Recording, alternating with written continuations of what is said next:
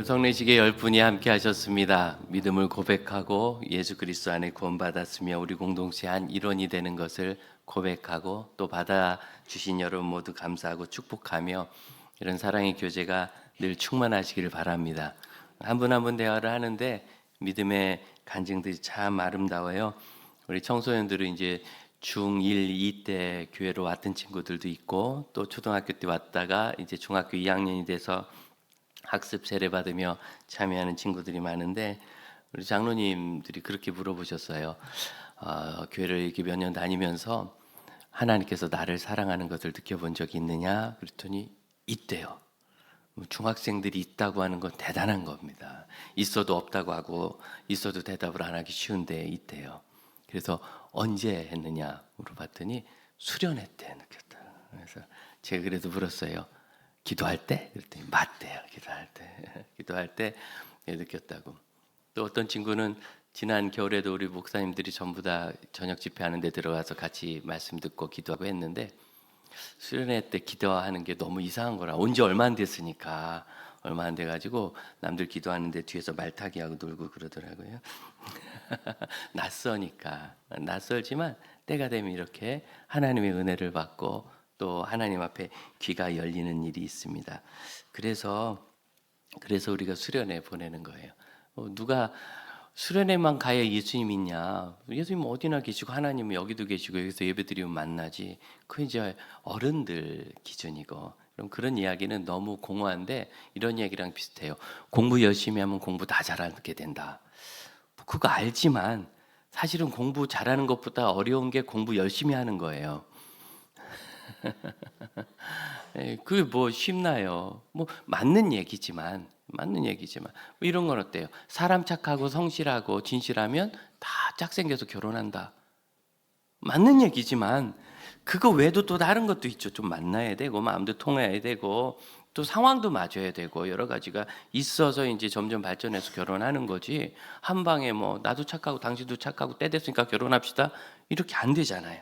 그래서 하나님은 어디 계시니까 언제든지 우리가 만날 수 있다 이런 이야기는 맞는 이야기지만 현실 속에선 공허한 것이 어른들 같으면은 이렇게 만나본 경험이 있으니까 이게 은혜구나 하고 그래요. 하지만 아이들 같으면 그렇지 않아요. 아이들 같으면 그래서 환경이나 분위기나 이런 게 중요하죠. 저도 중3 때 예수님 믿고 그 해는 교회에 어려움이 있어서 수련을 못 하다가 고등학교 1학년 때 우리 목사님께서 시골에 있는 5교회 연합으로 아이들 한 200여 명 모여서 중고등부 수련회를 같이 하는데 야, 전 늘 교회 밖에 있다가 교회 문화로 처음 가까이 가는 중이니까 이런 데가 있구나 그런 생각했어요. 뭐 불평이 있습니까? 미움이 있습니까? 새치기가 있습니까? 때 되면 밥 주고 밥 먹는 것도 너무 싸.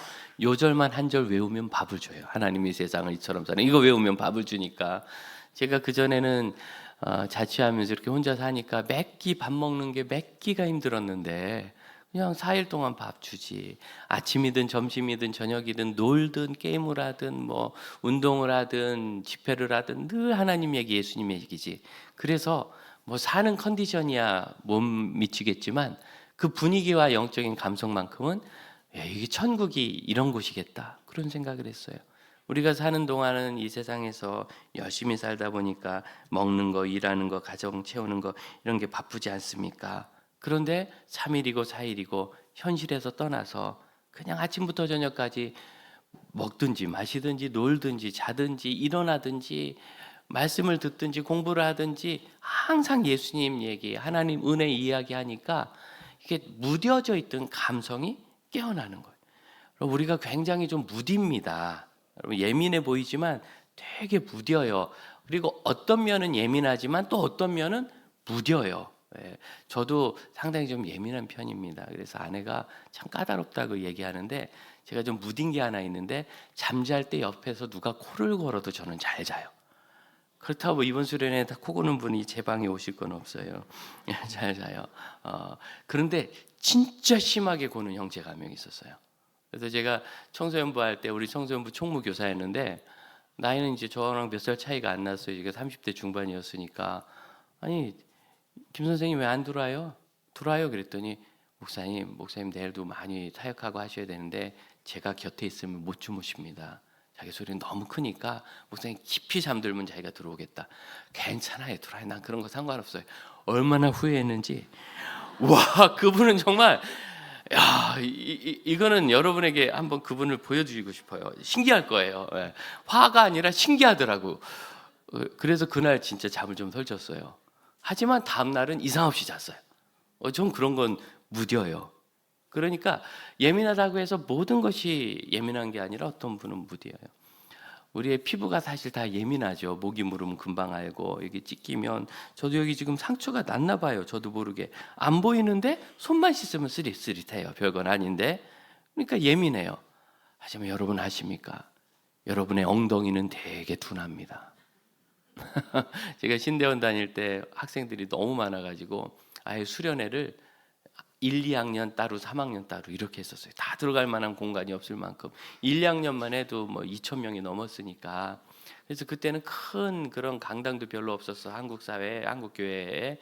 그래서 어느 수양가 이제 바닥으로 앉는 곳인데, 지금은 수련회 하면은 이렇게 전문 시설팀이 와서 조명, 음향 이런 걸 다 해줍니다만, 그건 지금처럼 잘 살 때 얘기고, 그때는 그거 없어요. 그냥 어떻게 어느 교회에서 빌려가지고 전도사님들이 다 좀 할 줄 아는 사람이 선 다 깔고 이렇게 있는데, 갑자기 강사님이 설교를 하시다가 소리가 안 나는 거예요. 저는 찬양 선교단을 했기 때문에 어디 이렇게 꼽는 플러그가 빠졌구나. 그래서 이렇게 쭉 보니까 저쪽에 빠졌어요. 빠진 걸 이렇게 보니까 어느 전도사님이 깔고 앉은 거예요, 엉덩이로. 설교를 하다가 한참 설교를 하다가 소리가 안 나니까 그런 강사님들이 이거 좀 조치해 주세요. 그런 다음에 소리를 더 크게 내가지고, 옛날엔 또 그런 야성이 있었잖아요. 도막 그 2,000명 넘게 모인 곳을 들리게 하려니까 소리를 지르면서 하는데, 이제 학생들은 그러니까 또 마음이 안타까우니까 더 집중하고, 이 담당하는 전도사님은 이걸 엉덩이에서 꺼내야 되니까 당기는데 깔고 앉은 분은 모르더라고. 그렇게 잡아당기는데 한 3분을. 그런데 되게 몰라요. 그런 구조를 모르니까. 저는 아니까 그게 제 눈에 보이는 겁니다. 쳐다보는데, 이야, 3분을 모르더라고요. 자기 때문에 소리가 안 나는 걸. 결국 한 3분 만에 옆 사람이 흔들어 가지고요. 뭐 이렇게 빼주니까 엉덩이가 이러는데. 여러분, 우리의 방댕이는 되게 둔합니다. 잘 모릅니다. 근데 뭐 별거겠어요. 살 많고 튼튼하니까. 그래서 선생님들이 여기 주사 놓는 거죠. 우리가 사는 것이 이 세상에서 묻어 있는 게 얼마나 많아요. 마치 둔한 살처럼 걱정, 일하는 거, 집안일, 건강 문제, 또 이렇게 오래 살게 돼서. 왜 우리가 오래 사는 이유 아시죠? 여러분 모두 열심히 기도해서 그래요. 건강 달라고 기도해서 오래 사시는 거예요. 빨리 죽게 해달라고 기도했으면 50살에 가시는 건데, 이렇게 오래 기도해서 응답받아가지고 의료진이 좋아지니까 나이는 많아지는데 건강은 약해지고, 누구나 다 느끼지 않습니까? 그러니 사는 동안은 이 많은 생각이 마치 우리에게 붙어있는 군살처럼 우리의 감각을 둔하게 하는데, 어떤 감각? 하나님의 임재의식, 하나님이 나와 함께 하시는 것, 하나님께서 나를 사랑하시는 것, 인도하시는 것. 아니, 하나님께서 교회 안에서만 인류를 사랑하십니까? 우리 주님은 교회 밖에서도 인류를 사랑하십니다. 하나님께서 수련회 온 사람에게만 은혜를 주십니까? 길 가다가 그랬대잖아요. 가다가 누가 옆에서 벼락 맞았는데 그거 보고 놀래서 은혜 받았다고. 벼락 치는 들판에서도 은혜를 받을 수 있는 거예요. 하지만 우리가 영적으로 깨어있지 않으면 아무리 하나님께서 은혜를 주셔도 느끼지 못하는 거죠. 그래서 우리 아이들은, 청소년들은 하나님께서 나를 사랑해 주신다는 그런 만남이 없었기 때문에 만나도 그게 만남인 줄 몰라요. 그러니까 수련회 같은 기회를 우리가 잘 제공해서 거기서 하나님 앞에 기도하고 계속 하나님에 대한 이야기를 나눌 수 있도록 하면, 이제 둔해졌던 영적 감성이 깨어나면서 이게 은혜구나 하는 거죠. 그래서 아이들이, 우리 중학생들이 하나님께서 나를 수련회 때 제가 기도하면서 나를 사랑하시는구나 하는 거 알았어요 하면서 되게 쑥스러워해.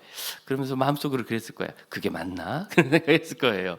사실 확실하진 않죠. 눈에 띄게 이렇게 안아드리고 그런 게 아니니까 이게 허그하는 게 참 되겠는데 제가 오늘 내려오기 전에는 세례를 딱 준 다음에 내가 안아줘야지. 우리 주영이를 안아줘야지. 안아주기 전에 홀랑 가버렸어요. 근데 붙잡을 수도 있는데 저도 한 번도 안 해봐가지고 머릿속으로는 딱 생각을 했는데 세례 주고 안아본 적이 없는 거예요. 그런 거 본 적이 없으니까 이전에 목사님들이 세례하시고 안아주시고 이런 걸 본 적이 없으니까 저도 상상을 못하다가 이번에 한번 해봐야지. 그렇게 하면 좋겠다 했는데 못했어요. 왜? 그럼 우리의 감성이나 모든 것이 현실에 익숙해 있기 때문에 우리가 생각하는 믿음과 관련된 컨텐츠에 나가지 못하는 거죠. 초등학생들도 은혜를 받아요. 수련회 가가지고 캠프 가가지고 요즘엔 제가 좀 힘이 딸려서 1시간 한 20, 30분만 기도하지만 제가 10년 전에는 우리 교회 어린이들 데리고 집회 가면 2시간 반씩 기도했잖아요. 기억하시죠? 그때 선생님들 2시간 반씩 우리 초등학생들이 다 열심히 기도해요. 뭐 얼마나 우는지 몰라요. 울고 소리 지르고 구대굴대굴하고 끝나고 나서 우리 반이 모여서 선생님이 물어봐요. 4학년인데 너 아까 울더라. 왜 창피해요? 우리 선생님 보셨구나. 왜 울었니? 그럼 애가 뭐라 그래요? 무서워서요. 은혜 받아 우는 줄 알았더니 불 꺼가지고 소리 지르니까 쫄아서 울어. 옆 사람한테 물어. 너는 왜 울었니? 얘는 더 웃겨. 얘가 울어서요. 이런 엇떨리울 수가 있어요. 그래서 넌 왜 울었니? 슬퍼서요. 그럼 이제 선생님은 마음이 무너지는 거죠. 난 은혜 받아서 운 줄 알았더니 불 끄고 소리 지르니까 무서워서 얘는 얼떨결에 쟤는 슬퍼서 그렇구나. 그게 선생님이 몰라서 그러겠지. 그게 초등학교 4학년 어휘로 은혜 받았어요 그러는 거예요. 아이들이 은혜를 받아봤나? 여러분 여기서 설교 듣다가 만일 마음이 기쁨이 있거나 또는 깊은 감동이 있어서 눈물이 나면 내가 슬프구나 그러실 분 누가 있어요? 우리는 은혜를 경험해 봤으니까 지금 하나님께서 말씀 속에 나에게 은혜를 주시는구나. 이 예배 중에 임재하셔서 나에게 은혜를 주시는구나. 하지만 초등학교 4학년은 몰라요. 저희 큰아이가 말 좀 할 수 있게 됐을 때 뭐 아팠나 봐요. 그래서 성유야 어떠니? 그랬더니 엄마 배가 어지러워요. 그럼 배가 어지럽다는 표현을 어른들이 씁니까? 그러나 애는 배가 아파 본 경험이 없고 이걸 표현해 본 경험이 없으니까 이거 뭔가 문제가 있고 통증이 있는데 그냥 뭐 그렇다고 막 아픈 건 아니니까 왜 이렇게 우린 알죠. 우린 그럼 뭐라 그래? 미식거린다 그러나? 더부룩하다 그러나? 그런데 애가 모르니까 그렇게 표현한 거예요. 초등학교 4학년이니까 성령님 은혜 주실 때 슬펐다 그러지. 아니면 초등학교 4학년이 너는 왜 울었니? 그런데 성령께서 제 마음을 만지셔서 제가 감동을 받아. 초등학교 4학년이 그러겠어요. 아이들 언어로 은혜 받았다고. 그렇죠. 성령이 임하시니까 죄가 깨달아지고 무섭죠. 그땐 장난으로 그랬는데 그게 죄구나. 그땐 그냥 화가 나서 그랬는데 죄구나. 별 생각 없이 엄마 아빠한테 함부로 말했는데 그게 죄구나. 깨달으니 무섭죠. 성령의 임재가 공동체적이잖아요. 옆 사람이 이렇게 울면서 회개하고 기도하니까 나도 뭐 그 감동이 같이 임하는 게 공동체적이니까. 성령의 은혜가 우리에게 내가 예수 따르지 못하는 것, 믿음으로 살지 못하는 것에 대해서 회개를 주니까 슬프죠. 아이가 다 은혜 받았다는 표현을 사실은 굉장히 구체적으로 한 거예요. 우리 같으면 그냥 은혜 받아서 이렇게 뭉뚱그려 할 텐데 무서웠다, 슬펐다, 그리고 왠지 그냥 그랬다 이렇게 오히려 아이들이 더 구체적으로 표현한 걸 거예요.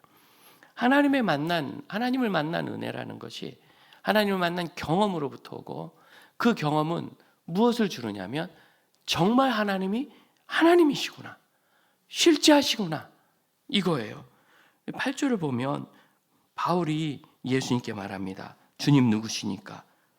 예수님께서 나는 내가 박해하는 나사렛 예수라. 주님이시구나. 정말이시구나. 바울이 깨달은 거예요. 이렇게 깨닫고 나면 주님이 그렇게 좋아서 순종하고 싶은 열심이 생깁니다. 왜냐하면 주님이 나를 그렇게 사랑하시고 나를 이렇게 찾아주셨기 때문입니다.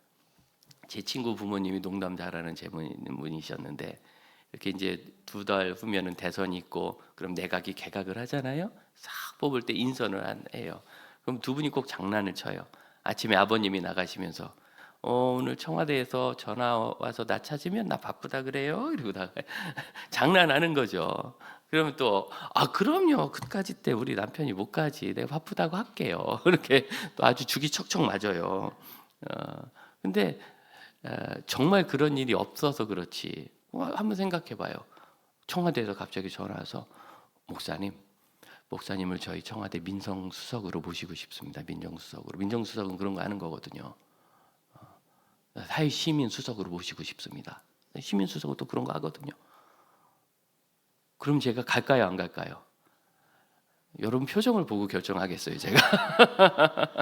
근데 뭐 50년씩 하는 게 아니라 길어야 5년이고 짧으면 1년이라서 잠깐 뭐 당회랑 협의해서 어떻게 할 수도 있을 수도 있어요. 왜? 영향력이 크니까. 그런데 여러분, 시민사회 수석이 뭡니까? 이렇게 대통령 대신 돌아보고 가서 보고하고 시키는 대로 가서 하는 거잖아요. 시키는 대로 하는 일이 좋아지는 거예요. 왜? 대통령이란 권력자가 나를 믿고 맡겨주니까, 나에게 찾아와서 전화를 해서 나를 불러주니까. 그렇죠. 여러분이 이런 표정 지을 줄 알았어요. 왜? 실감이 안 나거든. 예. 그럴 리가 없어 나는. 예. 근데 여러분 뭐 대통령 왜 되려고 하는지 모르겠어요. 갔다 하면 80%의 확률로 감옥 가는 게 현재 증명이 돼 있는데 80%의 확률로 감옥 갑니다. 예. 그런데 자꾸 되려고 그렇게 서로 원수처럼 싸우면서 애를 쓰네. 그 대통령도 아니고 대통령이 불러만 줘도 그렇게 좋은데, 우리 하나님 우주의 왕이시잖아요. 창조주시잖아요. 내가 그분을 만나만 봐봐요. 못 만나서 그렇지. 만나서 계신 걸 알아봐요. 그분이 나를 사랑하시는 걸 알아봐요. 여러분, 그러면 그냥 좋고 자신감 생기는 게 아니라 하나님이 시키시는 걸 하고 싶어져요. 너무 사랑하면 그 사람이 나에게 뭔가 부탁해 주기를 기다리지 않습니까? 왜 여러분 이런 표정 지을 줄 알았어요? 그래 본 적이 없어서. 요새는 없는데 옛날에 있었어요. 생각해 왜 옛날에. 우리 아이들이 내가 너무 사랑하니까 엄마 아빠한테 뭐 얘기할 때 철없이 떼부리니까 그렇지.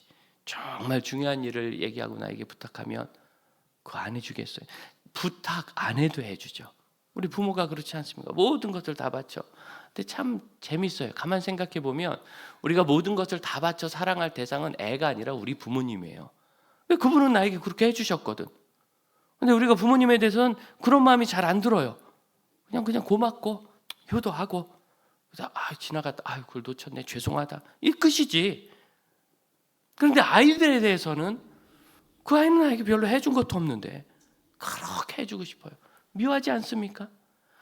그럼 우리가 하나님을 그렇게 만난 적이 없고 경험하지 않으니까 이 순종이 어렵지. 이제 하나님을 만나고 예수님을 기도 중에 수련회 가서 만났잖아요. 2번이 되고 3번이 되면 우리 청소년들이 3번이나 만나서 좋아할 것 같지만 답답해하기 시작해요. 왜? 뭔가 막 감동도 되고 은혜가 되고 하나님 사랑하시는 것 같은데 그 다음 이게 뭔지 모르겠어. 왜 뭔지 모르는가? 이 질문을 안 해서 그래요. 10절 보세요. 내가 이르되 주님 무엇을 하리이까? 따라해 봅시다. 주님 무엇을 하리이까?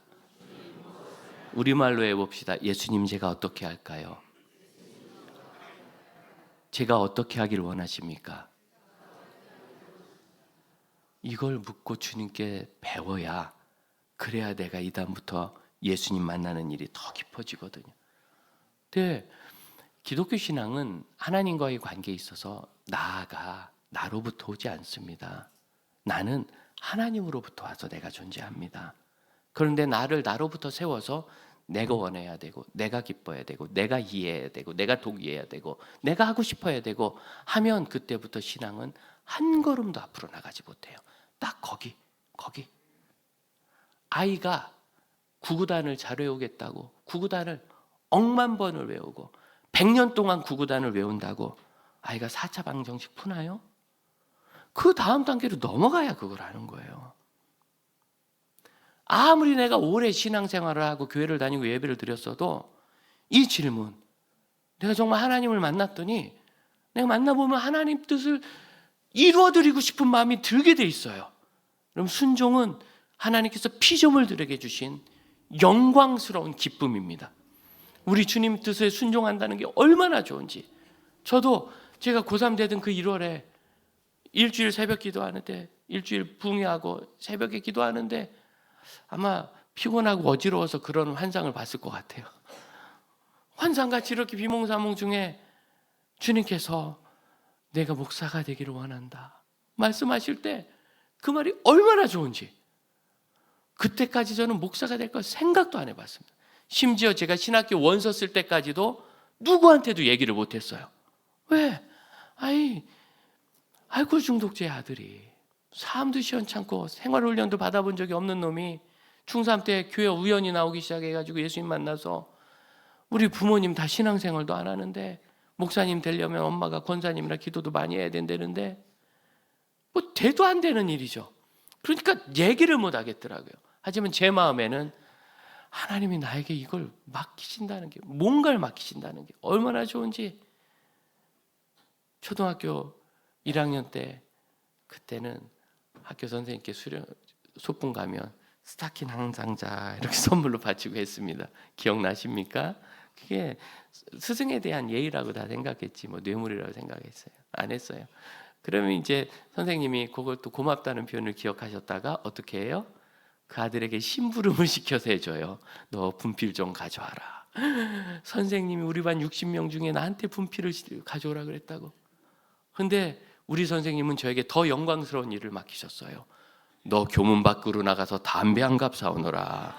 거북선으로. 그래서 제가 막 그거 가지고 뛰어가지고 교문 앞에 갔는데 거북선이 없어. 근데 제가 그 아래 동네에서 파는 걸 봤어요. 거기부터 15분을 더 뛰어가가지고 다시 20분을 뛰어와서 왜 마라톤을 하다 마라톤 병원에서 죽었는지 내가 알겠더라고. 죽도록 뛰어와가지고 선생님께 드렸더니 선생님 너무 놀라면서 왜 이제 왔느냐? 선생님 거기 없어가지고 제가 거기까지 갔다 왔습니다. 그랬더니 이 녀석 없으면 그냥 와야지. 섭섭하게 충성을 다했구나 이랬으면 내가 정말 마음이 기뻤을 텐데 섭섭하게 그깟 담배 심부름 하나 해준 것으로 얼마나 기쁜지. 여러분 이게 저만 정신 나가서 있는 겁니까? 여러분도 다 있었던 경험 아닙니까? 하나님이 원하시는 일을 내가 할 수 있다는 것. 그래서 믿음은 예수님을 만나면요, 예수님이 원하시는 것을 해드리고 싶어져요. 순종. 한용운이라는 불교 시인이 남들은 자유를 좋아한다 하지만 나는 복종을 좋아해요. 복종은 나에게 깊은 기쁨과 환희와 행복을 줍니다. 그는 종교인이니까 아마 깊은 묵상을 통해서, 명상을 통해서 절대자가 있다면 그 절대자의 뜻을 내가 따르는 것이 얼마나 행복한 일인가를 깨달았을 겁니다. 그래서 아마 이 시를 쓴 것 같아요. 그런데 그는 절대자를 알지도 만나지도 못했죠. 그냥 있다면은 절대자를 가정으로 하고도. 근데 여러분, 우리는 참되시고 완전하신 창조주 전능하신 하나님을 알지 않습니까? 만났잖아요. 그렇다면 그분의 뜻을 들어드리고 싶은 거는 우리에게 아주 자연스러운 일이고 영광된 일이에요. 그래서 주여 무엇을 하리이까? 제가 주님께 순종하고 싶습니다. 믿음은 당연히 이렇게 하게 됩니다. 그런데 독특한 표현이 여기 나와요. 12절에 보면 아나니아라는 사람이 바울에게 와서 형제 사울아 다시 보라 이렇게 얘기하고 14, 15, 16절 하나님이 너를 택하셨다. 내가 증인이 될 것이다. 이제 세례를 받으라. 이렇게 하나님의 말씀을 쭉 전해요. 왜 바울에게 직접 안 하시고, 그죠? 바울에게 바울아 너를 택했다. 너에게 음성을 듣게 하는 거다. 네가 증인이 되어야 한다. 세례를 받아라. 이러지 않고 아나니아를 통해서 이 말씀을 전해 주실까? 그런데 그 뒤에 봐보면 그렇지 않아요. 17절 내가 예루살렘으로 돌아와 성전에서 기도할 때 황홀한 중에 주께서 내게 말씀하실 때 이젠 직접 말씀하시죠. 그러면 이 두 표현의 차이가 이게 그냥 사도행전 9장에 보면 나란히 적혀 있으니까 며칠 만에 된 것 같지만 3년에서 4년 정도 시간이 떨어져 있는 겁니다. 다메섹에서 아나니아가 찾아온 뒤로 한 3, 4년 정도 바울이 아라바 광야와 다메섹을 왔다 갔다 하면서 경건 생활하고 묵상하고 기도했을 거예요 아마. 그리고 실제로 복음 사역도 한 것 같아요. 그러다가 3, 4년 후에 그가 예루살렘으로 온 겁니다. 그리고 이제 예루살렘에서 이렇게 기도하는데 하나님께서 이번엔 바울에게 예루살렘으로 떠나라. 이 사람들이 너의 말을 듣지 않을 것이다. 아니 그때는 왜 아나니아를 통해서 말씀하시고 지금은 바울에게 직접 얘기하시죠? 그럼 이게 순종의 원리입니다. 우리가 하나님의 뜻을 깨닫는 것이 처음에는 긴가민가해요. 그래서 공동체가 꼭 필요해요. 물론 평생 필요해요. 하지만 공동체 속에서 하나님의 뜻을 함께 깨닫고 함께 이루어가면서 이것이 점점점 분명해지는 겁니다. 이때 다메섹에서 이 일을 바울이 경험하고 세례를 받고 예수를 증거하다가 거기는 유대인들이 자신을 죽이려고 하게 됐을 때 성경을 보면 사도행전 9장에 다메섹에 있는 바울의 제자들이 그를 성벽 밖으로 바구니에 달아매서 탈출을 시켰다고 나와요. 이번에 예루살렘으로 들어왔을 때는 이번에는 예루살렘에 있는 형제들이 바울을 싹 빼달려서 가이사랴를 거쳐 바울의 고향인 다소로 보냅니다. 그리고 거기서 바울이 한 7년 정도 사역을 하다가 안디옥에서 그 이후로 12년 정도 3번에 걸쳐서 선교 여행을 마치고 이제 다시 예루살렘에 와서 주의 복음을 증거하고 있는 거예요. 그러니까 이것은 처음 예루살렘에 왔을 때보다 대략 한 20년 정도 차이가 져 있는 겁니다. 약 20년 정도. 19년, 20년 정도 지나서 다시 예루살렘에 왔을 때 내가 그때 왜 예루살렘을 떠났는가? 이렇게 증거하지 못했는가? 하나님께서 나가라고 하셔서 여러분 하나님의 음성을 듣고 순종하는 일은 공동체 안에서 함께 세워가야 합니다. 그 일이 우리를 더 성장하게 해줍니다. 그런데 여기 있는 이 대화를 보면 하나님께서 하신 말씀이 너무 참 마음이 아파요. 18절 속히 예루살렘에서 나가라. 그들은 내가 내게 대하여 증언하는 말을 듣지 아니하리라. 듣지 아니하리라. 중3 때 예수님 믿고 고2가 돼서 학생회장이 되니까 제가 교회 좀 열심히 다니는 걸 우리 친구들이 다 알게 됐어요. 수업도 다 끝나고 청소도 끝났는데 뭐 이런저런 얘기하다가 학년에서 반 대항으로 축구 경기를 한번 해보자. 그때 어쩌다 또 제가 반장을 했어요. 생전 처음으로. 반장을 하면서 이렇게 모여가지고 한 5명이 저랑 같이 6명이 이렇게 끝까지 남아 있었는데 그중에 어떤 애가 너 그런데 교회는 왜 가냐 묻더라고요. 이건 전도할 기회 아니겠어요. 근데 전도가 뭔지도 모르고 교회 가면 왜 좋은지를 막 설명하는데 지금 생각해보면 되게 틀렸어요. 교리적으로도 틀렸어요. 그런데 그냥 학생이 아는 대로 한 거예요. 그래서 그 아이들이 혹 하고 반응해가지고 그 주 토요일 날 5명 중에 4명이 교회로 왔어요. 근데 그 중에 한 아이가 얘기가 거의 끝나가는데 걔 때문에 그 판이 깨졌는데 뭐라고 그러냐면 저한테 종교는 아편이야 그러더라고요. 어디 주워 들은 게 있어가지고. 네. 이제 칼 막스가 공산주의 혁명이 일어나려면 플로레테리아 노동자들이 분노하고 들어 엎어야 되는데 신앙을 가지면 우리는 이 속에 있는 하나님의 뜻을 찾잖아요. 그러니까 분노를 하지 않아서 공산혁명이 안 일어난다 생각했어요. 그래서 종교는 아편이다. 이렇게 너희가 고통스러운데 그걸 모르도록 마취제를 두는 것과 같다. 이렇게 얘기했던 건데 아마 그런 철학적인 것까지 알았는지 모르겠지만 저도 그때 몰랐으니까 그죠 그렇게 얘기해요. 그래서 또 뭐 할 말은 없지만 하지만 걔는 안 왔고 4명은 온 거예요. 이제 그 다음 주가 돼서 그 친구를 복도에서 만났어요. 야, 종교가 아편이냐 그랬더니 넌 또 왜 헛소리해? 그러더라고 나한테.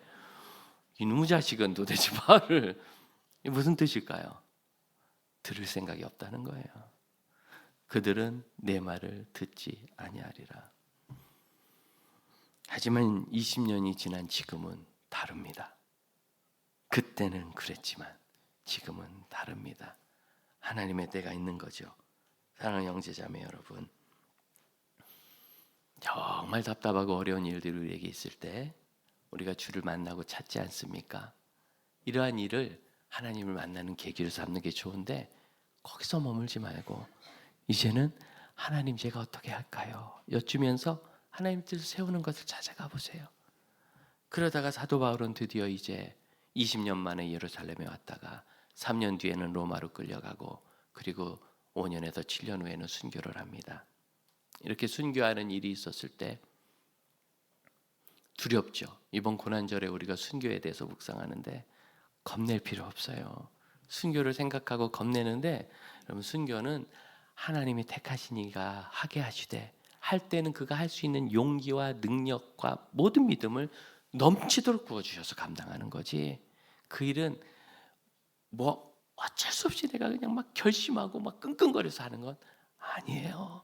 당연히 인간으로서 갈등은 있겠지만 그 넉넉히 이 길을 은혜와 믿음을 주셔서 하는 거니까 대충 보니까 여러분 안 하실 것 같아요. 그런데 이 순교의 신앙이라는 것은 그것이 그냥 죽어서 끝나는 것 같지만 그 뒤로 있는 열매들이 있어요. 그로 인하여 그가 그 신앙을 끝까지 목숨과 맞바꾸지도 않고 지켜내는 것을 보면서 큰 틈이 일어나고 변화가 생기는 거예요. 언제?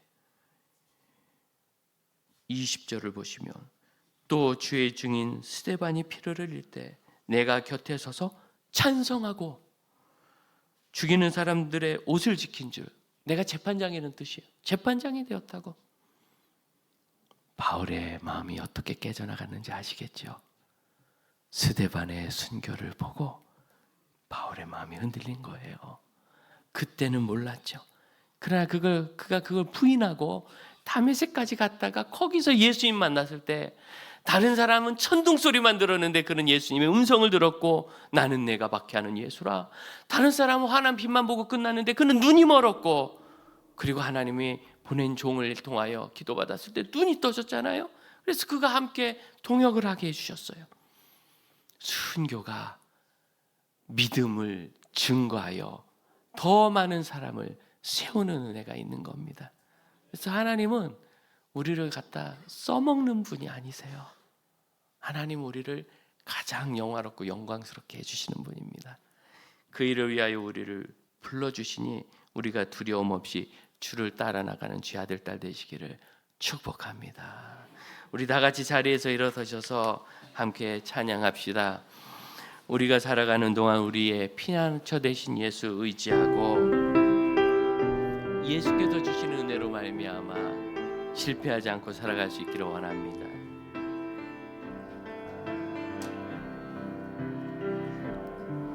나의 피난처 예수 의지해요. 나의 피난처 예수 의지해요. 나의 가는 길을 고생바람 몰아쳐와도 나의 피난처 예수 의지해요. 나는 영원히 주님 사랑해요. 나는 영원히 주님 사랑해요. 나는 영원히 주님 사랑해요. 세상 어떤 것도 나의 사랑 끊을 수 없네. 나는 영원히 주님 사랑해요. 아바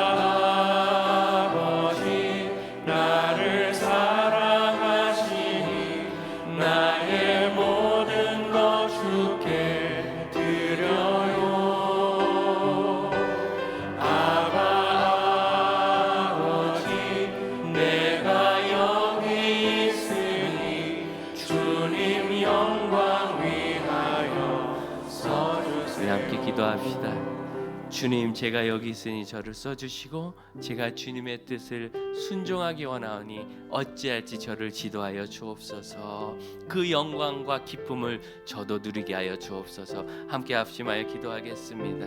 우리 하나님을 기쁘시게 하고 하나님의 뜻을 따르는 그 영광과 그 기쁨과 그 감사한 일에 저도 동참하기를 원합니다. 언제든지 우리 하나님께서 저희를 향하여 가장 완전한 계획을 가지고 계심을 믿으니 우리 주님께 순종하기 원하는 사랑하는 아들 딸들 그 착한 마음을 주님 인정하시고 복 주시며 힘 주시며 하나님의 은혜와 사랑 안에 온전히 거하게 하여 주옵소서. 주님, 저희 안에 오직 하나님의 뜻을 이루시며 하나님이 기뻐하시는 것을 수용할 수 있기를 원합니다. 주님, 저희를 받아 주옵소서. 주님, 저의 짧은 생애가 이룰 수 있는 것이 너무 적어요. 하지만 하나님, 많은 것이 아니라 하나님의 뜻에 합당한 그 일을 이루어 다 이루었다 하신 예수님의 고백처럼 하나님의 뜻을 다 이루어 드리고 주님 품에 안기는 영광된 자녀가 되기를 원합니다. 저희를 가르치시고 지도하옵소서. 순종하겠나이다. 주의 뜻을 따르기 원하니 성령님 저에게 순종하는 기쁨이 충만하며 그것을 상상만 해도 너무 감사하여 현실의 고통이 사라지는, 그리고 영원한 것을 거두는 참 순교의 신앙들이 되게 하여 주옵소서. 지금은 우리 주 예수 그리스도의 은혜와 하나님의 크신 사랑과 성령의 역사하심이 우리를 위하여 오셔 우리에게 사랑을 베푸신 종려주일 사랑의 주님의 은혜와 그 은혜를 묵상하는 일주일의 삶과 순교의 신앙을 넘어 순종의 부활로 나갈 믿음의 형제자매들과 그 가정과 모든 선교지와 고통당하는 우리 이웃들에게 이제로부터 영원토록 함께 하실지어다. 아멘.